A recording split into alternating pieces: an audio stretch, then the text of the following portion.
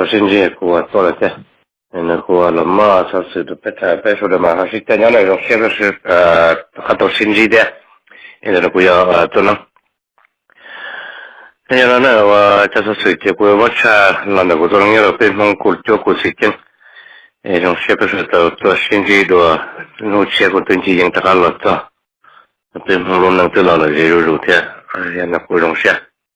yang ko mo sa se to pet te mali ha si chanya ton ti ta khan de sa se na ya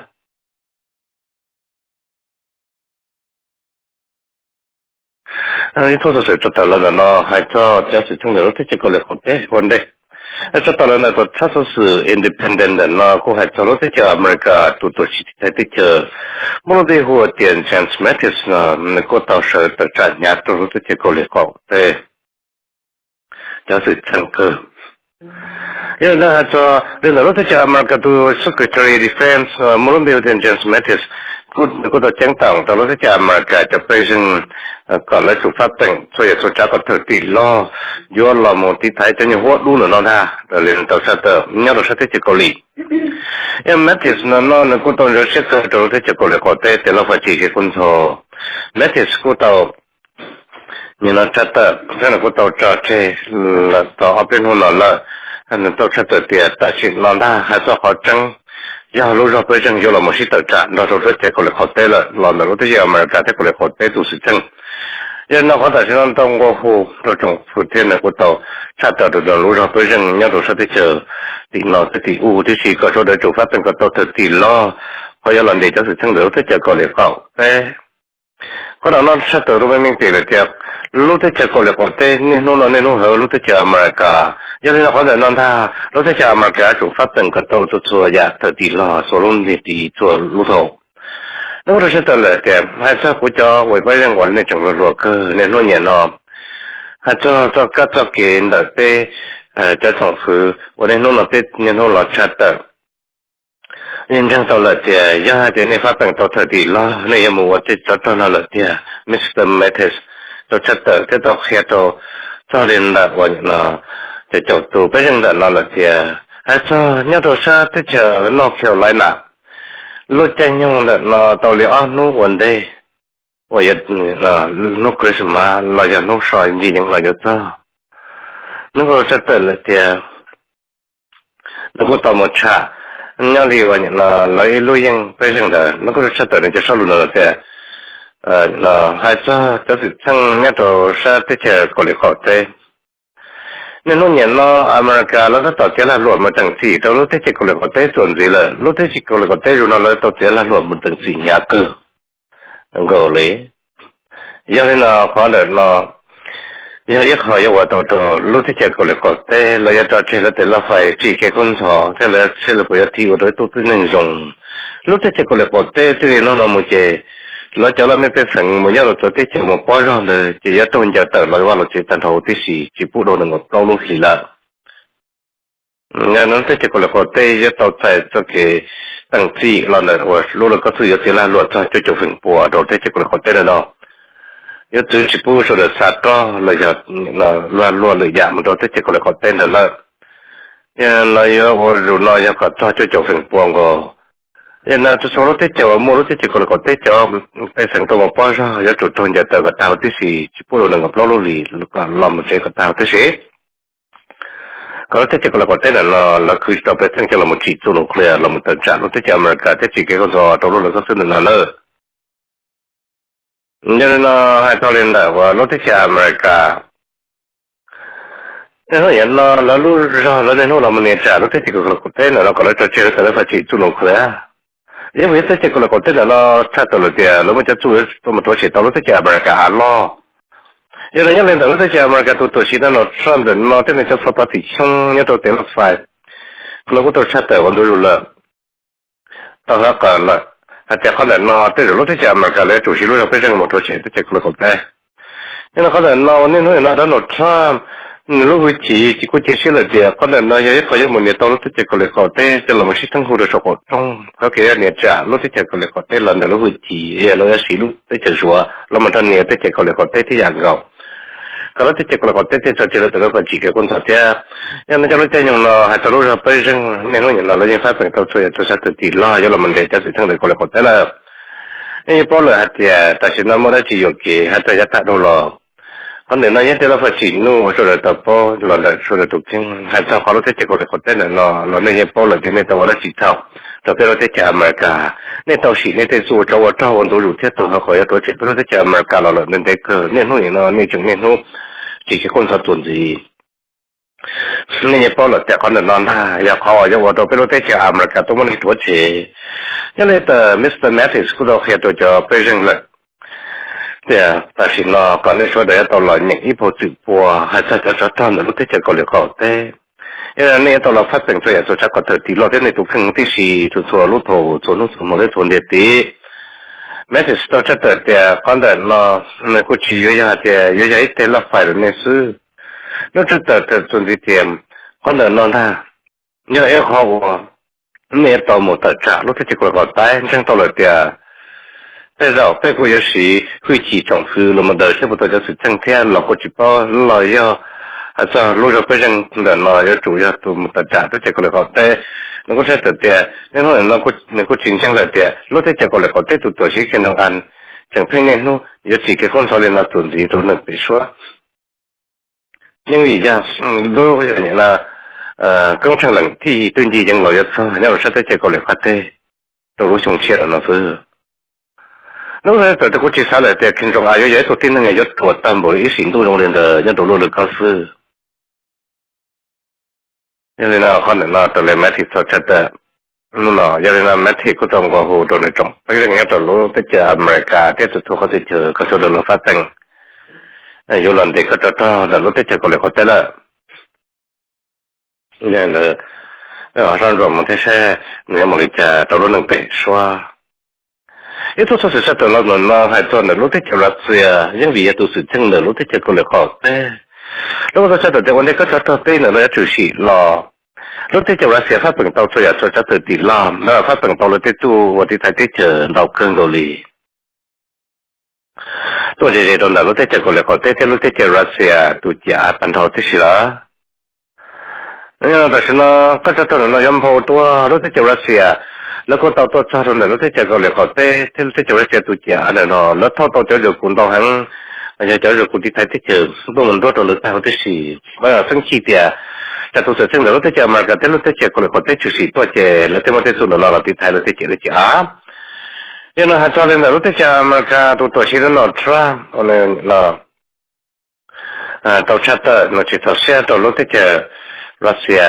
nên tôi sắp tới là để những gì lúc trước là xẻ,แต่lúc trước số này làm cái chín tháng này lúc trước còn lúc trước còn có thể phân chỉ cái con số rồi nó lúc trước America, ta chỉ lúc trước là xẻ, ý là lúc trước America kìa, lúc trước America hay lúc trước chỉ cái con số rồi lúc trước còn có thể thì là có gì chứ, nên ta sử dụng để nó trước đó chỉ một chỉ lo, nhưng ta sử dụng lúc trước là xẻ, thế tôi thì lúc trước còn có thể thì chỉ anh nó lúc trước cũng đi thấy lúc trước tuần độc cơ nhưng là let's say này là Morocco phần là có những thứ tập tăng nhất là hoặc là Japan rồi đó hoặc là defense là nó có rất là thì là mà ta lên là block của lưu cho S là cho S block của là nó cũng muốn đọc càng cao lì hay là cho tôi là cho tôi làm gì tôi có cho tôi cho chịu được nó ra nhưng là con nó lúc đấy chỉ là sẽ cho chú chết cơ, cho nên là tôi chết từ là có chỉ tàu là thế chứ, nhưng mà vấn đề nó có chết từ là tiền, nếu ta cắt sắt cái rồi là lock rồi nó lúc đấy chỉ là sẽ là tôi bị sòng nhà không có thế, hay cho phải vấn đề cho sự sang,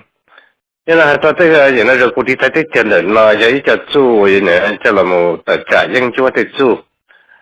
cho chú là nó nếu mà chấp bằng sự là nhận là nhà tàu một đấy sau là tàu qua km để nó một tờ trả nhưng cho để chú nhà thì là tua nhưng mà có thể nó có giấy họ nó chú thì thấy cái chợ thiên để lúc cái chợ Russia rồi nó lúc họ biết thế nhà do chỉ là một tờ trả nhưng cho để họ trả nhà tuần thu rồi để rồi cũ là tuổi nhà tuần thu tua nên là nó cái chợ Russia nó cũ người ta cần rồi tôi được tin là thế ยังวิลายปอลเตียด้านนอกทางที่ตลอดชัดต่อด้านนอกทางตัวตายีลัวยังมุ่งจะที่จะนั่นลุลีโอ้ยยากเลยหัวเตียno American national security strategy วันเดินนอนท่าให้ก็ตัดสินมาตั้งตัวจะยิ่งจุ้ยเนี่ยตัวลุก็คือหนุนล้นใช้แล้วหลุดทาง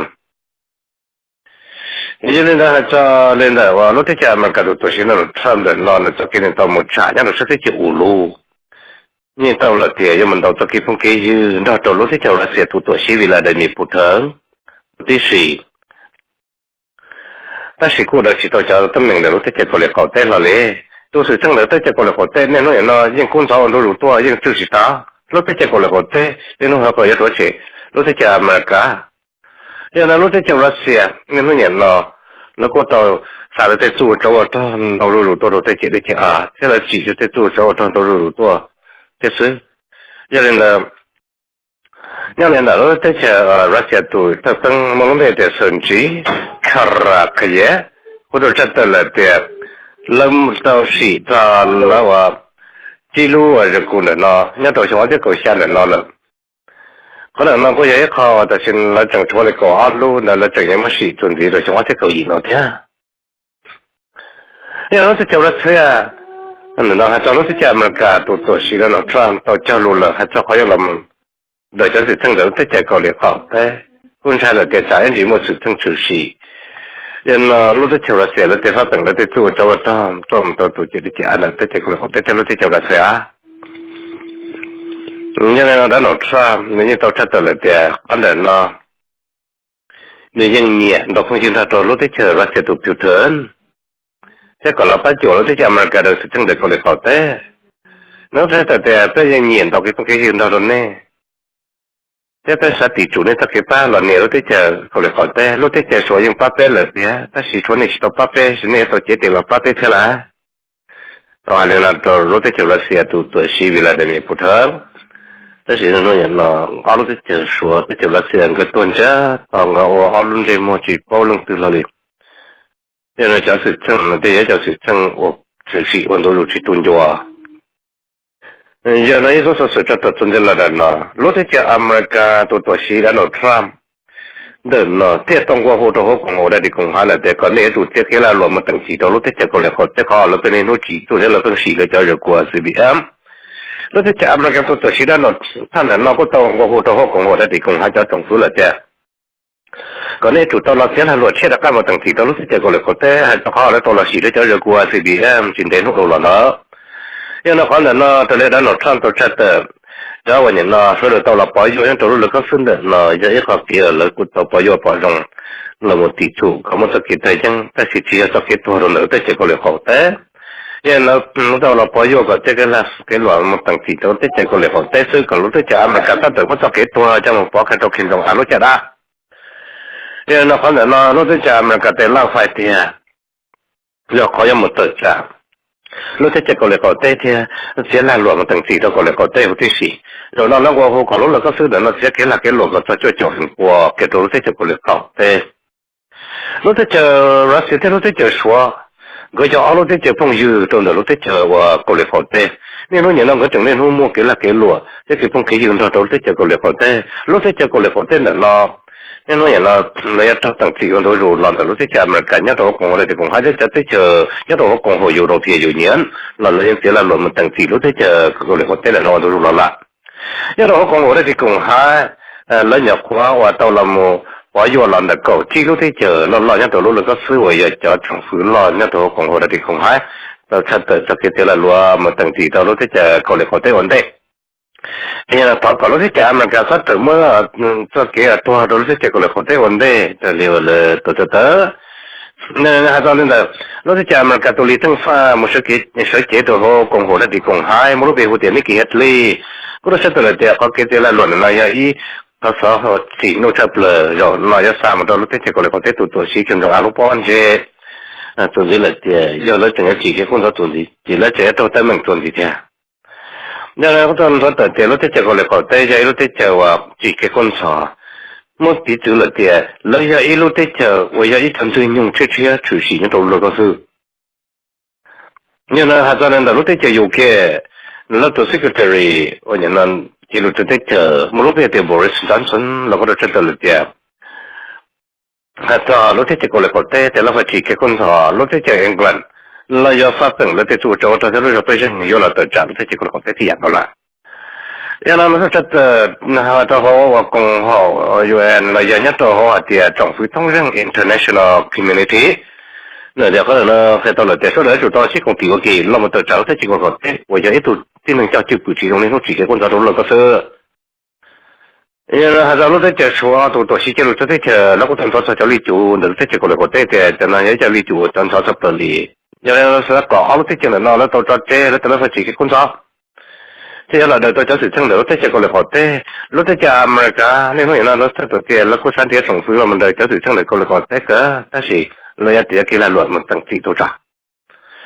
nên là có lẽ non tha đó là chữ là tiền luôn là cấp số này là có số được chế cho cái đầu phong thổi dự thiết cái lời tiền là ôn lại luận là tôi sẽ có lẽ khó thế là nên hiện nay nó tao sang rồi là một số trường mà cho thấy chuyện là nó không sát trong tôi sẽ có lẽ khó thế lúc trong tư là trường sát cho nên là chi của anh là xe hoặc là thấu cho mà tôi sẽ có lẽ khó thế một cái lúc trường sát cho nên là anh là đầu trong thầu cho là đầu thế có lẽ có tên là chỉ tồn cho lúc thế có lẽ có tên là thế tôi cho tôi nó cho chỉ đồ lấy chủ thế tôi chỉ cho là tôi nộp lại nên tại sao nó tôi chế tôi dùng từ lúc thế mà cái thế cũng gọi là cũng hay tôi chặt đó còn lúc thế có lẽ có tên là nó chỉ cho tôi tên là cho là một chỉ tôi chủ cho là nên là cho nó dễ cho nó cho là chỉ tôi nộp lại nên là có lần nào sẽ sáng cỏ yếu chủ mà cho là tiếc là rồi cho chụp hình của khi cả lúc thế có lẽ có thể đi luôn luôn của tuần lễ cả mất phải tàu cho thông sự nó có lần nó có là tỷ chủ chấp là đó luôn là các sự là cái chủ mà cái sự công ty rồi tôi nhận mỗi tuần nhận tiền cả là nó phải mà mất cho đồ hạt để thế nữa cả từ trên lúc nó có lúc thế chạm là cái đó học chứ因为你到政府，你到公安的公海了，这到查得那么了的了，用这些来落登记，到了这结果来好歹那做的啦。比如说用这些都这结果来好歹那还有人家找的。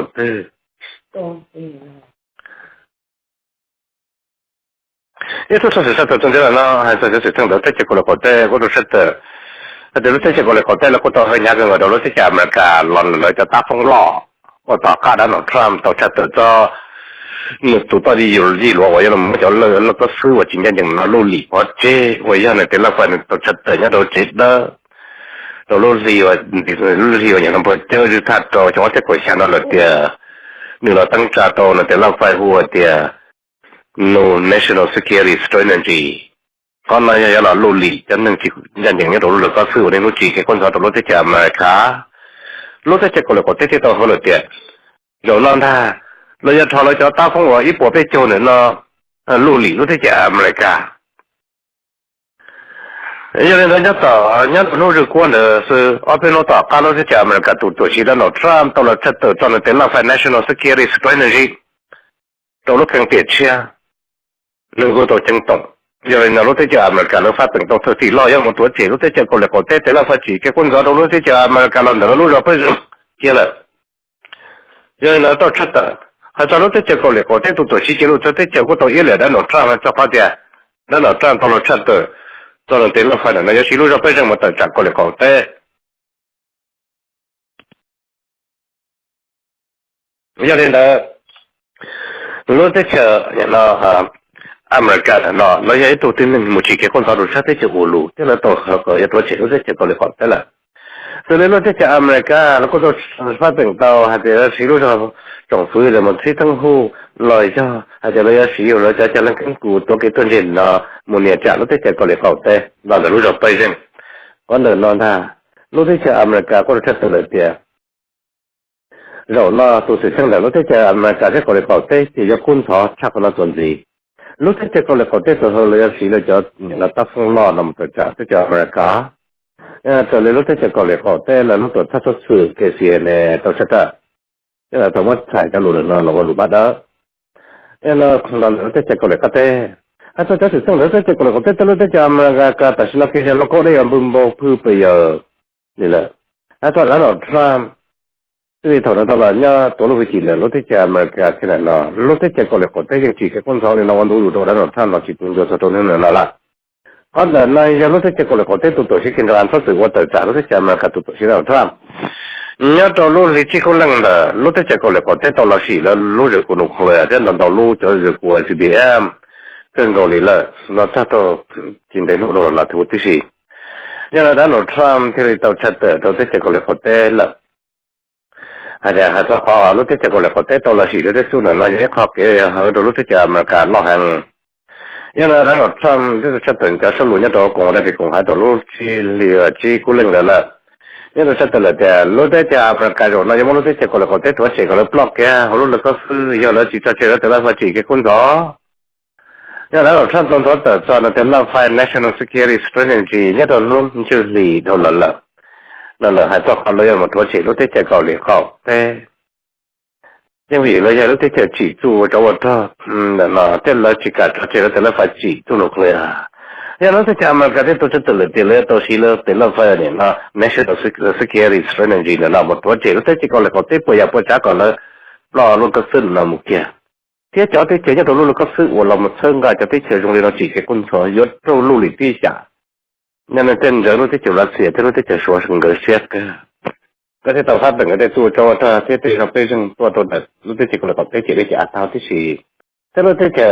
số gì bao giờ nó mình chỉ lúc thế chỉ số tiền là một phát đừng tao chỉ lui những thằng nào tôi cho rồi lúc thế chỉ có được có cái cho nên là hay cho chỉ lui những thằng nào tôi cho là nói giờ nhớ tôi chỉ để trả đợt lúc thế chỉ số tiền thế chỉ có được có cái kia đó là xin nhờ sa án này lúc đấy chưa xuống rồi, còn là nó sang chi dân thì lúc đấy chưa có lẽ có thể chấp làm cái thành như muốn anh thon mà lúc đấy chưa xuống rồi, cho nên mình lúc đấy chưa mà cái tiền làm phải national security strategy nó lỡ cho nên lúc đấy chưa xuống thì phát triển nó làm bên đấy cơ, nhưng mà tại sao nó tuy là nó tham gia chắc tự nó sư cho tới chơi nhau đồ luôn, nhưng chơi nhau đồ luôn có thứ nào nó tại sao nó nhau chỉ tàu đi là lỡ của chân đơn tiền, nhưng vì nó bao nhiêu tiền, lỡ yếu bao luôn có thứ nào mà như thế nào là thế thì nhau chỉ tàu là thế liệu nó phải chân ta ra thì nó là na ta sẽ nó là bao giờ mình phải là thế lúc thế cho America yếu ở đây chỉ tàu là như thế nào hay là có thể tăng nhau đâu sao thế chứ tôi liệt vào tên là nó thế America cô cho chỉ của một là sống nó dơ thế là son ruột cho cháu thì tăng nhau đâu sao thế chứ tăng nữa thế sao nó tên là phải một vấn năng họ xử lý chặt tuột因为多少是找到了多少是农药谈过的，这都还找了这就是个大陆年，那在那块了晒着，那在种树，可能有一块有人就话到都是成工厂，但那这就是等，在那这就是个大陆年。你说我多整巴塞罗那，或者是个找那这就是等，这里头我。lúc thế chờ spend tụ tổ si Mariano rồi tao là tao là vui chỉ là lúc thế chờ spend tao lúc xong là nếu có tàu lên thì là phải chỉ nông cần gạo là tất cả nữa lúc đấy chợt cơ thế hạt cho họ nên nó nhận lại là một đời cho tâm năng của cho tin năng của nên nó nhận là cho khét tận là lúc đấy chợt sự tình bộ lấy hải năng để đầu tí gì nhưng nó có tàu cho tới nó có họ chỉ tàu là một nhận là một cái tuổi dọn đó lúc đấy chợt cái thằng nhẹ cho trồng phước còn là thằng nó đó nó cái là tàu là một chất cho lúc thì từng chạy rồi là hay cho lời một chia hay đến lời một vô là chỉ để chia đó đi cho nó vấn đề bây giờ là qua để nó để cho cái chia sẻ hay cho tâm mình để lúc thế cái thảo luận nhé để lúc thế cho sự tăng để nó còn để nói tại sao nói vậy thì là phải quân họ rồi là nó cho cái và là lụa là cho cái bắt chuột đó là ta có lúc cái thằng lo nhẹ lấy cho trồng phơi đó là chất tự nhiên là nuôi tăng làm tiền là tiếp tục là bảo yêu thế là tao lại những tan thọ thì chỉ thôi ya cho cha nhớ đó lúc cái thằng lo nhẹ lấy cho trồng phơi tại vì nó cho trồng cái nào ở chỗ nó là phải trồng phơi bút tan thọ thì khi giờ là chỗ là lúc gì phải chỗ cái chờ là sao tại vì nó chắc rồi mình phải tiền nhớ nó lúc cái sự tăng để nó còn là bao là tiền lúc đấy chơi vậy nó cái là cái thằng lo nhẹ này nó giờ chỉ mua được quá tiền gì là tại vì nó tôi giờ cho cha những thời tỷ lo nó mà chưa cả là lúc đấy lúc chờ sớm cho nên là hay ta lúc đấy chờ thì tăng là tại vì nó chỉ lấy chuột chuột ăn mua là nữa cho nhìn nó lúc tới chờ Catalonia để là phải là tàu là cha tàu là tới trọng phứ là này một chữ cá lúc tới chờ Catalonia vấn đề nó chỉ là mà sân vào một xe từ sự thăng đợt nó này nữa hay do sự sự muốn đây một lịch trả thế một cái quân sò một lịch trả rồi luôn đừng bị số là sớm nhưng mà vấn đề nó là rồi nó do tàu tàu lúc tới chờ do là shipper nhiều như một quan nhiều lúc tới chờ là nên nó vấn đề nó nên nó nhận là những tỷ chủ con lợn nó ta chỉ thấy tôi sự sang vào trong đó cơn gò lúc tới chợ cật thở luôn nha linh chỉ cho chơi là để là phải rồi một lấy khả năng là nó lì thế do nên là tại sao nó do nên là lúc tới chợ cật thở luôn nha lấy cho tổng với tôi sẽ tự lợi thì bé nó là bao nhiêu bao nhiêu bé những ta của nhà của cha thế bé sai tôi bé thì tổng với ta nó thì chỉ là tôi bé lúc tới chợ cật thở luôn nha nên nó nhận là chỉ có trong chuyện này tôi em không sẽ nên là tụi sĩ ở khu là mình hay năng cái tờ làm mua đã chỉ cho chặt được rồi nhớ lên đầu lúc trước sang là tụi tôi xí như là Mr. Mariano Roa rồi mình cũng tao làm một sự thật cho lúc trước cái tao luôn nhiều có là tụi chặt tới nhưng đầu lúc đi từng chạy đồ lờ hay cho nó chỉ để chỉ nhưng là từ là lúc trong cổng sang chia nhau đồ tuổi trong bờ sổ có lúc trước biểu diễn lúc đó chặt tớiแต่ก็เลยเราอยากขอlúc trước cái tao luôn nhiều là tụi tôi xí thôi là mình tao một cái chi nhau đồ nên là lũ bé chi nó bé lũ một cái gì rồi hai lần đó ta chỉ cho nên là lũ đấy ta đâu lo số được gì thì là thiên cầu phải cứu sáng nhưng mà phải có số được bao lần nó ít trọng rằng nên nó có được nó từ này nhẹ thế thì nhẹ là bữa chơi nhớ lên đầu tiêu là mình tàu chất tàu trồng phứ như nó spend được tiền sau lúc chạy luôn nhiều vấn đề thế là xí sinh hù rồi quá xin nó là cái này chuyện nhân chỉ thức to đầu tư ta cho nhung là do này cả chị mình thế tế trồng phứ cái thằng làm như là sĩ thân hữu là cái tiêu là bao nhiêu tàu sẽ ra tàu trồng phứ ta bây giờ bây giờ thực tiễn là chị nên chỉ lấy tu trong ở bên sĩ thân hữu thì cái con đó có trong cha hoa ta sĩ tu thế chờ thành lấy trồng phứ của chị cảแล้วก็จิตเตะสับก็ยังทั้งคนเราตัวรู้ที่เจออย่างเรากระทำละแล้วตัวจะเตะเจเราจะจิตทอนรู้ให้นั่งกระทำเราชีทั้งหูละเรารู้ที่เจออย่างเรากระทำหล่นเนี่ยตัวชีโปรมอนตัวจะเตะเจchỉ nhau này thế làชีทั้งหูละรู้จักรู้ยังนั่นน่ะนี่จึงจะชิกทั้งหูเท่าแต่เจ้ากูจะกันหล่อเจ้ากูมาลอนดอนนี่ชีทั้งหูสุดมาแต่เจ้าคนเดินมาgiờ họ là sai lụa và xí xí chữ phứ này xem mà khán giả thì lỡ giờ là nó tới chờ cái thằng nó nhỉ rồi ở trap nó chữ thế cả chờ rồi dân tan thôi bây giờ trả lời nhớ đâu nó sự tăng là nó hay sao cái bây giờ sự rồi dân tan rồi bây giờ bây ta lỡ một trăm phần phứ là một phải trả tin là sự tàu kia xa chỗ tụ trồng phứ là một rồi tàu xa chỗ lúc trồng nhau lúc gì phải chữ cái thế chứ rồi là hồi tiệp parliament nên là giờ nó tỷ chủ tận rồi giờ ít bộ bé cho chi tụ trồng phứ nhau đó luôn gì phải là nó chứ giờ nó giờ nó cho tỷ chủ đi bé cho xa tuần gì chứ giờ nó sẽ tới để tôi cho cha tôi thật bị tao thế gì giờ ta tôi nó để cho cái thằng nó nhiều lắm chứ hay đó sẽ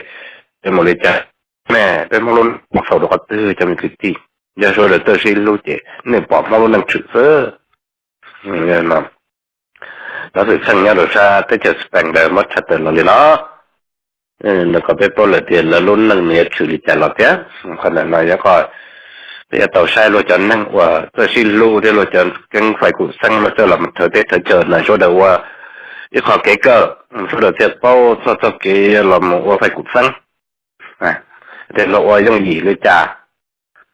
đến đầu tiên hiện là để nhất tôi biết là sân rồi phải tạo sự sang nhất là sân thế chiều phiêu liền thế sẽ trong cổ nhất là sân thế chiều phiêu liền là nó có chỉ một số sự đã chỉ tận là bây giờ là sao số sự nhân sẽ được sự rồi để nào làm đồ sẽ được Palestine cái sẽ được Israel rằng sẽ người luôn nâng hơi trong lịch trả giờ nhớ là sẽ được Palestine trên rồi sẽ được Israel để nó quá trình mà sự thành công quân sự cần gọi lý giờ nó cũng sẽ được là thì hạt cho lên là lúc được Palestine là nó tên là mấy person là mà tôi cho thì chỗ thực hiện nó tôi một trường bò nhà tài rồi đi nó tôi trường bò nhà cần gọi đi còn nữa nó là tại vì nó muốn đầu lúc thì chờ nhất đầu lúc có sự là nó chẳng sợ tôi một trường bò hoặc cái gì thân cả lúc thì chỉ Palestine là một tờ trả lúc thì chỉ America thế lúc thì chỉ Israel có thể là file có tôi mà cái tên rất là cổ tệ tôi hồi lúc trong Jerusalem cho nên nó nhau lên đó lúc đấy cho Malaysia kia là nên nó số số thường vào trong cường gồ thì là một tờ trả lúc đấy cho America một tí gì còn nó do phát triển là một tầng gà đồ lúc đấy cho Palestine của thế số chẳng vì lúc đấy cho Malaysia là nó giống lúc đấy cho chân Muslim thì à nên là đã cho lý tàu là một tầng gà lúc đấy cho Palestine để nó cho là một chỉ cái quân sự lúc đấy cho America tới lúc đấy cho Israel nhưng mà tại sao nó có tàu tàu một trường vào trong cường gồ thì nhớ đồ hồ tên trong của Kuala Lumpur trên đường đó có thể chờ đầu tiên thì nó có rất là tiền nhớ lên đó và trong những ngành trường Muslim nhớ đó lúc là có sinh đợt mà cho đồ hồ cùng cho số party chung được cùng hồ NGO đầu hồ tiên thì là Kuala một sinh ra cho những Muslim đầu hồ tiên thì có chẳng đó cho ít ba giờ cho những trường vật chữ và Christian là hồ tiên thì thế Kuala một sinh ra nó sẽ chụp Palestine hồ tiên thì thế nhưng mà tất cả都是政府整的哇，那要我讲好那是公海，那个当过后政府通人做冇保佑啊，还找轮通就是来，要我讲好那是公海的那，因为那反正那，国家一个那到了嘛，莫那这家们干这给他装成个这好这轮通就是来好，你那切大，但是那这家们干的那都吃得了的，那其他做做。lỡ tao lại trả lời lỡ qua lên đó xứ lỡ chỉ mua cho rong lù lại nhưng mà tao lên đó chỗ lúc thế chuyện nó lỡ cô là bao nhiêu tờ trả ta chỉ mua lên đó và mua lên đó và bây lúc thế bây chỗ chỉ lúc thế chuyện lỡ chỉ tờ số thế lỡ chỉ bao nhiêu lò lì lỡ nhau lỡ tụt sư nhưng mà mua tao lên đó và nó ít bao năng cầu gì lúc thế chuyện chỉ lỡ tụt chất tờ tiền giờ chủ mua luôn trong Jerusalem ta có chỗ lúc thế chuyện về Palestine tôi cho nó bây giờ lúc đấy cha mà cái giờ tụi cha số đầu nâng nhau lúc có sự lúc còn hồi đó thì cũng hay được nó là giờ lúc đấy cha mà cái giờ tụi yêu là lúc tí gì lúc thứ America tiếp tới thằng tụi chơi là chỉ mua để khán giả lúc plát chơi là giờ chỉ tao còn hồi đó cũng hay đi à bây giờ nó lúc đấy cha mà cái vợ cha cho nó tao lên đó ta chỉ tụi cha là bây giờ yêu bắt sang ngày lúc còn hồi đó thì cũng hay là chơi yêu sửa sang America là nó lúc đấy cha nó tao bắt phát ra chơi yêu là vợ su nhưng nó lấy nhau sống để tao chơi cũng mà đi hay sẽ America bây giờ mà đã cắt tuần này là vậy cả nên mình nhỏ qua tao là cái sao qua là sự còn nói là qua sự là chỉ là tao qua là thơ sẽ có lúcที่จะ Palestine là giờ tao luôn trong giờ làm đặc cả ta chỉ còn nó nhỏ qua đông là chỉ giờ tao mỗi lần mình cho làm gì tao có hàng gì sự cái thắt tủ xe lần nọ chỉ còn nói là qua thế sự cái số đấy bỏ cho sự thường là cái mình tê nhớ rồi số trong lỗ lên đó sẽ cắt trong là tao hồi thì tao đồ sẵn qua thì nhưng vì cho tới chờ thì ấy cho tới chờ chỉ đâu hủ ấy tới chờ chỉ cái con rắn đầu lô lô sơ nên nói là cho hai năng đầu bé năng nó chỉ tao cái thay những gia sang là những vị cho năng nhau được ra con nó nên nó thời cho cái con rắn nó thì chỉ thế số được theo luôn năng nhau nhiều pha nhiều phương để nó đã nên là lù lì cho năng chỉ cái con rắn trong lên đá rồi thế mới cho sự chẳng là làm một lên đá nên là hai trăm là lúc tới chờ India nữa nó lúc đó chắc được rồi tiền lúc cô bỏ trong là thân cả lúc tới Palestine tôi đi giải phẫu tiền lúc tới India tôi thân cả lúc tới Palestine nó giải tôi也是chỉ nu thế nhớ tới lúc tới India lúc kia sư có sẽ tới hạt sao lúc tới America nó tôi chắc tới lúc liên bộ chơi sao tôi trong cái của cha nó là ta cho luôn trong giờ lần tôi tới thời gian có lần là lúc tới India nó chỉ bỏ rong tôi đến lúc tới America tôi cái thì xa giờ nó chắc tới mình tiền lấy là thân cả lúc tới chờ Palestine nữa nó thế có đã nó thân lấy chủ tàu mua luôn trong Jerusalem tất cả đồ hồ lúc tới chờ Palestine nhưng là nhớ tôi trong địa hải nó có rất là tiền nên là cô nó thân cả lúc tới chờ Palestine nhớ tôi lúc đi bộ chơi ta cổ chua lúc tới chờ America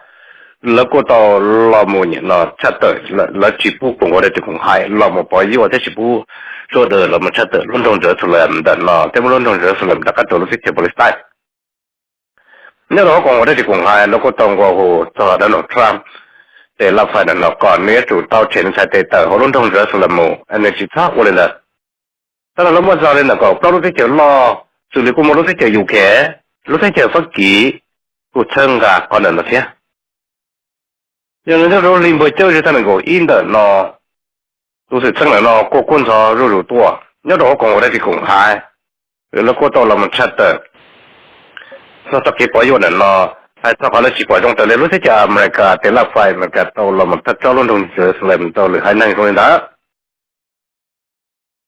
sau đó tàu là phải vô là nó xử lý khu nhà mua liền lại và chua lúc thế chả là đó là lúc thế chả mà cả thế gì là thế chả tờ chặt chứ mua bé cho chỉ lúc thế chả nó yên chỉ đang được có từ xử lý nhân gì từ tàu yên chỉ có chữ lệ chỉ có đông tàu xử lý mấy phần người lúc thế là bỏ trong sự nhưng mà tàu là thế chả mà cả lời chỉ thật cho sự tình sinh của tàu nó nhưng mà lúc thế chả India là có tổ chức thì lời tàu chơi lúc thế chụp respect đấy thì tôi chẳng nói những cái chuyện cho tư lúc đấy cho America nó trả số được vấn này giờ thọ America bỏ了thì America giống như là từ lúc chỉ thọ tới thì America thọ tới America tao quân gì lúc đấy cho India kia là America rồi sẽ tự chuyện là một lần tụ cục cánh về là đảo Asia kia rồi kia không sản sinh sự chuyện India tàn nâng theo chỉ muốn nâng áp dụng thế nhưng mà phần là cái số được cho cái khách thăng lên là sớm là sử một tàu cho nên cháu tự thân nó sẽ tiếp tục present thế thời gian cũng một lần là tới đó là sân rồi cho sự thương đó là có sự nó thế sẽ và cho lúc cố đây là nóจะbộ đồ đạc có sẽ có chơiตัวเลยthế cho em một cái trả nhưng mà sân rồi cho sự nhất lúc là có sự là nó cho sự express có thể chạy có cho tên là nó sẽ chủ sĩตัวđào khó để chờ lúcที่จะIran 到lúcที่จะ Saudi Arabia ก็做给官方的那是那达到了说的印度是到的小要去嘛对天后对了也都是正官方的说的叫阿宽的如果说的还说叫给官方的lúcที่จะ Saudi Arabia 这lúcที่จะIran 这还说的叫那个 Yemeni 这叫那 Houthi 对喏这lúcที่จะ Saudi Arabia ก็ตัวที่好生浪的喏因为但是呢，我都识得了点，他给正干了的政府，这里我都叫，这前年是阿国人了，全部给端着，用来乱打。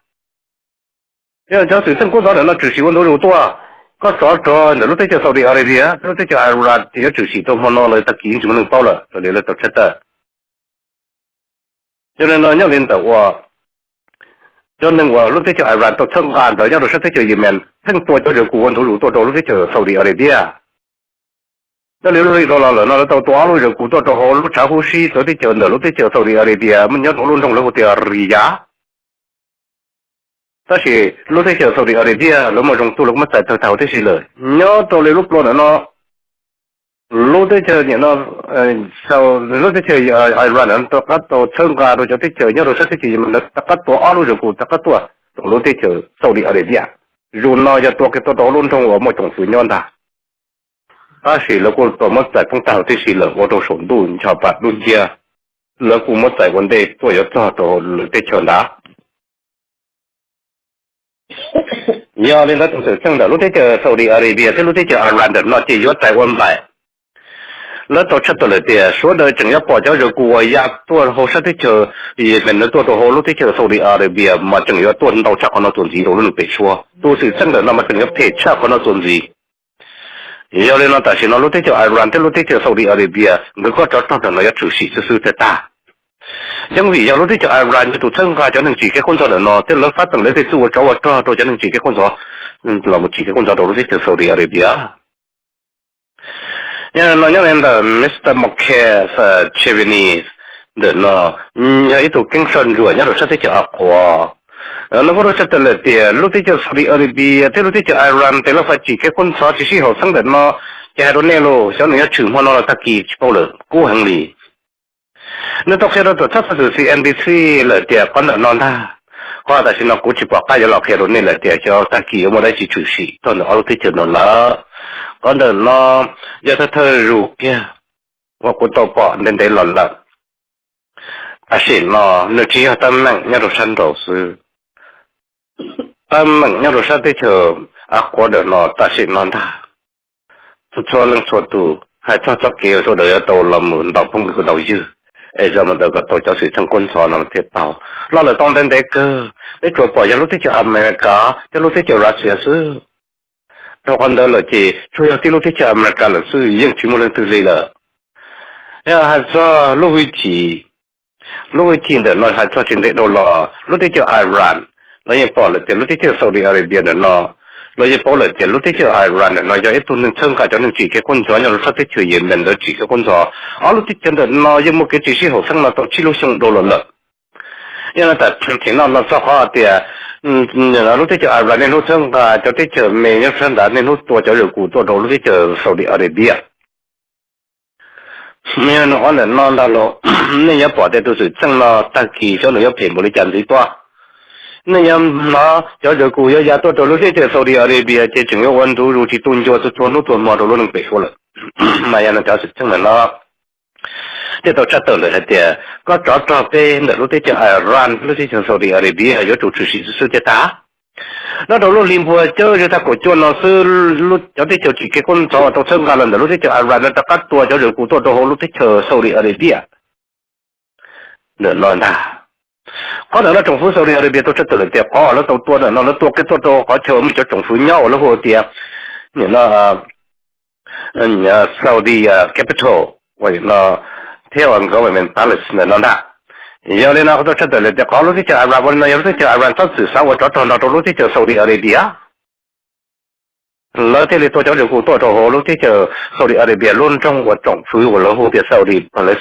để nó tiếp phát chờ lúc mà tăng trí là mua cho lúc rồi bây giờ nhớ đồ mà giờ có nó lúc thì chờ Iran nó tổ chức cho được cụ nó giờ chức là cho nên chỉ cái con cháu tôi lúc thì chờ Yemen tôi cho họ tôi đã lo là cho nên hú đi tôi rồi để cho số lượng nó chất lượng là nó đâu đó số sự là thằng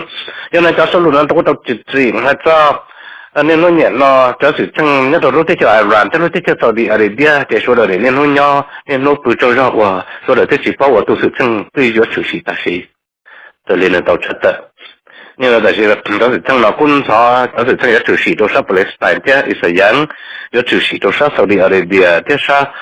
Yemen thì yếu sự gì đâu sao Iran tua因为这是ทั้ง一出事，或者America来过到一就话落咗嚟冇上班，到到时嚟就到好咗嚟是中国嘅，又难得咯，就错，如果这样到路了个是要到就到好多是中国嘅，了最后的我对，因为说当时ทั้ง一到路个是人咯，我想但是ทั้ง工作个老百姓那都晓得讲过了。这多少是到的了呢？那路的就菲律宾，我知道好过多，你的这个用手都路里，伢个到的了呢，多少是里边子，过了到的了呢，多少是那个是，还到路的就菲律宾，的那那个么到连的就都那边在省中都是，第四轮的话，你这几百人个错把了么？你这了路的就菲律宾，我都么到不平坡，我第四我都人很多是大，伢到的伦敦明白了。nhưng mà có thể sẽ để mình đâu cho nên là ít bây giờ tu nữa nó tại vì nó là có tàu chất tàu là thì mà giờ chơi tu xin nóยังไม่bây giờ tu trong đó thì thành đầu thế thì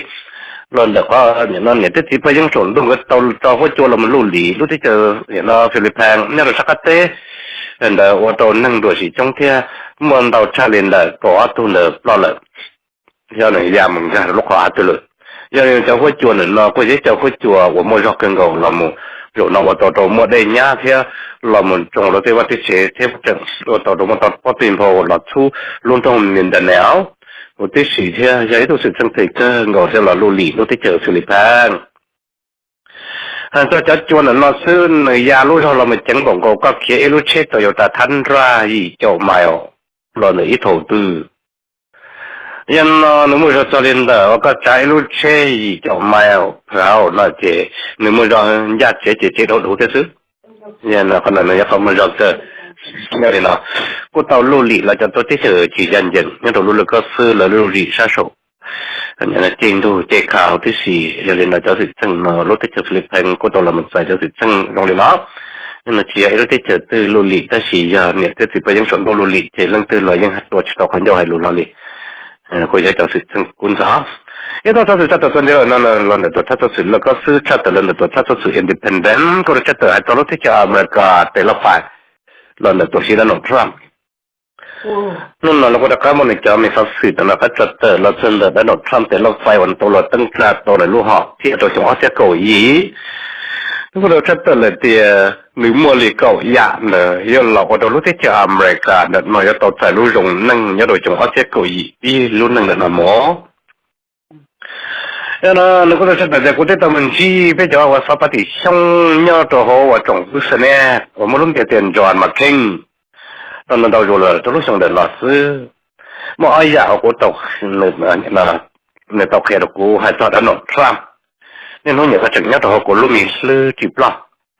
nên là nó có sẽ tệ tiệt sao thơ khó để lo cho cô hai tộc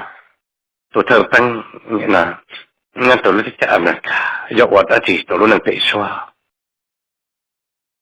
chắc khả năng là chỉ nhau thì cũng có bao giờ đã chỉ còn gây lộ nên nó nhận là cũng được rất tệ có chỉ thao là truy nữ thủ kinh có số đời cho chủ nhau còn đâu chỉ cái gì ta chỉ sao truy nữ thủ kinh nếu mà dạ nếu lo lệ còn đây số đấy có lợi thì đã chỉ mà giờ nó tao mà đã nói Trump cho sao luôn là cho là son cho thế đã nói Trump mới dùng cái lúc học thì giờ làm lệ cho sự thân nhận nó anh chế để rộng do chỉ nông hành để tao chặt tập em là nói cho sao luôn là nó có được rất là tiền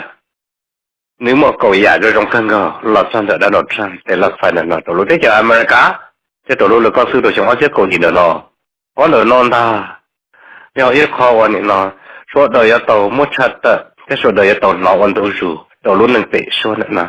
một cái sự gọi là cậu luôn lì khi rồi cho nên nó sẽ cho America tổ chức đã nộp sang lọt phát từng tàu chúa giả chuộtกันtàu hay cho có là đời cho sự sinh hoạt chuột đến những tổ lối có sư nữa nó sẽ lưu lì cái ta cho nên thể cho có cho kiếm luôn mía cho kiếm vào hồi xí lo cho kiếm chỉ lu rồng nâng cho kiếm thầy dân nhà sinh kiếm dư phăng lọ trâu hay nâng America thế tàu lu là có xứ nữa lọ số đời nhiệt cho kiếm dư phăng lọ số đời tàu lu rồng nâng đó America thì gì đã nộp Trump cho số lượng tàu thật tệ ta chỉ cho tới chỉ cái con gió thì yếu plom của ta nên nó nhận nó những gì bây giờ muốn tàu lu thế chơi tàu lu là có xứ nữa nó lọ một thân cả cho nên chỉ cái con gió cho nên nó chúa chỉ lúc là có sức nữa nó, tôi số đời tao sẽ cho cái bột chua bồn trong, vì nó hoàn toàn chỉ tuôn cho. Sau đó thấy chờ America tôi thật thực tế, lo chỉ bụi hay nên từ trong cái đó lúc thấy chờ America nó tuôn gì lại. Cho nên là nó chỉ tôi dùng tôi chỉ cái con sò. Nhưng là xin nó một lúc thấy chờ America cho cờ lúc ở trong chỉ bụi cho nên tôi lúc thấy chờ America nó tôi chỉ cái con sò cho America gì, thế tôi sang America thế, nó cái hồn nó gì lại. nên là có lần mà có lúcที่จะอเมริกาตุกตัวชีจัดมันพรานจะเข้ารู้มันชัดแต่ละเดียที่เรียนรู้นำหมู่ยันนี่ยอปออเมริกาลุ่นหนึ่งอยู่ว่าลงชาพอคนเหล่านี้จะปอตัวนี้ละยังมีญาติโดนรอเลยมันจะจงฝือแล้วจีเราเจ้าlúcที่จะอเมริกามันตัวรู้ลงนั่งจะเก็บบนนู่จะเก็บมันนำหัวจะเก็บยืมเพิ่งเก็บไทยยังลุ่นนั่งจีนู่นู่นนั่นล่ะกูอยากตัวเราตัวรู้ที่จะอเมริกากูอยากจะไม่เป็นสิ่งมันตัวรู้ลงนั่งกูยอชีนี่เราถ้าไปกูสังถ้าสิกูยอเลยแต่ละฝ่ายยอเราเจ้าลูกที่จะอเมริกาดูสกิมบลอนนู่สกิมมันน้ำมันหัวมันลายมันหลวกวัวเท่ากับมัวรู้รงนั่งวัวเท่ากับตัวสกิมดิบทั้งกินยาสังเท่าว่าสิลัวแต่เรื่องนี้นู่นน่ะส่วนเรื่องเสียติจุเท่าเรื่องเส้นเชอเท่าตัวรู้แล้วก็ซื้อหุ่นที่สีไปเยอะมัวสกิมมันน้ำมันหัวบลูนี่มันยังบลูนู่สกิฉันดูสกิยิบทั้งเกตไทยยังเดี๋ยวเราหมดพูดตัวรู้แล้วก็ซื้อต้องเปิดหุ่นที่สีตันดอกนู่นตัวชัดแต่เหมือนเดิมตัวนั้นลูกหอบเทียเดินนอนเลยเทียเอาเทียก็ยิงนอนเนี่ยเจ้าลูกที่จะอเมริกาหมดตัวสกิฉันทุกจับเลยเนี่ยตัวลูกแล้วก็ซื้อว่าตัวเดียวยังชิดตัวปอดได้ชิดตัวนอนบนหล่อลี้แต่สีหรือเราทราบเป็นไม่ได้ตัวเจ้าจะรู้เราไปเรื่องก่อนตัวปัจจับเลยเรามาตัดใจจะเนี่ยที่จะฉีกแค่คนใส่ตัวลูกก็ซื้อเนื้อซื้อลูกที่จะสวดที่ลูกที่จะรักษาตัวเดียวเราเพิ่งอาจจะไม่ใช่จะอ่านว่าตัวแก่นั่งที่รุ่นที่จะบริโภคเตว่าตัวเดี๋ยวเราเต้นจอโดนตัวจนนั่งก็จีแค่คนสอนเนี่ยเราก็ซื้อเนี่ยเราพูดที่อิสลามิกสเตทเนี่ยนะ organization เรามาจีแค่คนสอนเราก็ซื้อเนี่ยเราตัวใหญ่จนนั่งก็เตะชับเลยเราก็ซื้อว่ายันจริงยังแล้วตอนเรามาตัวเฉลี่ยเราเป็นสิ่งเดิมหูจงก็เตะเชี่ยซื้อสียันนั่งยังเราเนี่ยนู้เรามาตัวเฉลี่ยเราก็ซื้อเนี่ยเนี่ยนู้เนี่ยเราไงยังไงช่วยตัวมาตัวจะติดเจอเรารู้ยังติดเจอว่าเราเป็นสิ่งว่าตัวตายว่าที่สี่เราtiếng chua giờ nó rồi nó mới cho tới cho nó lưu lì một cái ta hồ thế gì cho nên năng chỉ cái con sói nó sẽ áp quá mà rồi nó lúc thế chờ America trong cuộc nó lúc thế chờ tới America lấy một tờ gọi là shopping lo chỉ bút sinh ý tụi nhá đầu lúc là có thứ nữa nó lỡ cái lì một cái thời gian nhà sinh lỡ tỷ chủ có lúc thế chơi Pakistan là nó có lẽ tàu lên từ là phải chỉ sai nên hút tua trong liền đó nhưng vì lúc thế chơi America bắt tới sang cho lúc xong muốn đau hàng đầu lúc thế chơi Pakistan có lúc thế chơi Pakistan nhớ chủ làm một tờ trả cho nên chỉ cái con gió giờ chỉ liền đó lúc thế chơi Pakistan nhớ trong nhà tập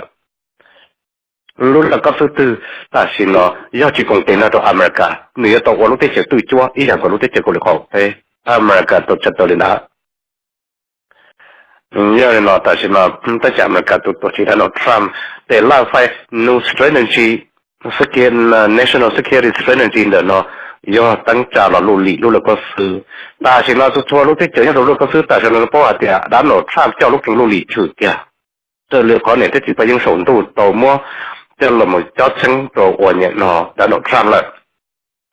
要侬嘛走路在路用，但侬上要老是路跟路里，要走路个是这有么路跟真正了么我给有的是路跟真正这路跟路里我给，要让từ真正这路跟真正要靠人么可能。路的就từ chỉ chân chừng路跟路里有我靠人做một trong nữa kia nha đã nó có đã nó tràn lúa họ thì nhà tụi nó là có thứ nếu là chỉ có lúc thế cho America qua và khu họ chỉ chấp lời thêm bốn lúc chấp lời mà nó một chấp lại nên tôi chặt tờ lên được nên cho sự sinh nhà tụi nó là có phương đặt nó tôi cho sự là có sự cũng cho chỉ nó cũng mà cho nó sơ nhưng mà sao cho nó chỉ đó nó là cái anh tụi tên xem tao chỉ mà đã chỉ là thế nhưng mà lúc chơi lúc những con gì cũng là cho lời cho nên là rong xe bây giờ là tôi là thằng cháu sự quan kia là cũng tôi lăng nhau đồ bên mông của chỗ lúc của gì chăng hay là cũng chia sẻ là để bây giờ là tôi lăng nói tới sự chỉ nô cơ là chỗ đời nhập bao cho cái vận năng theo bao cho tổ sự thằng nhau luôn là có thứ ấy là cho các đội nhau tôi mình càng chịu xoay nên họ mới tất cả mình là cho tôi trong là mấy cái sản số đó tôi đồ nó cả số đó họ vào như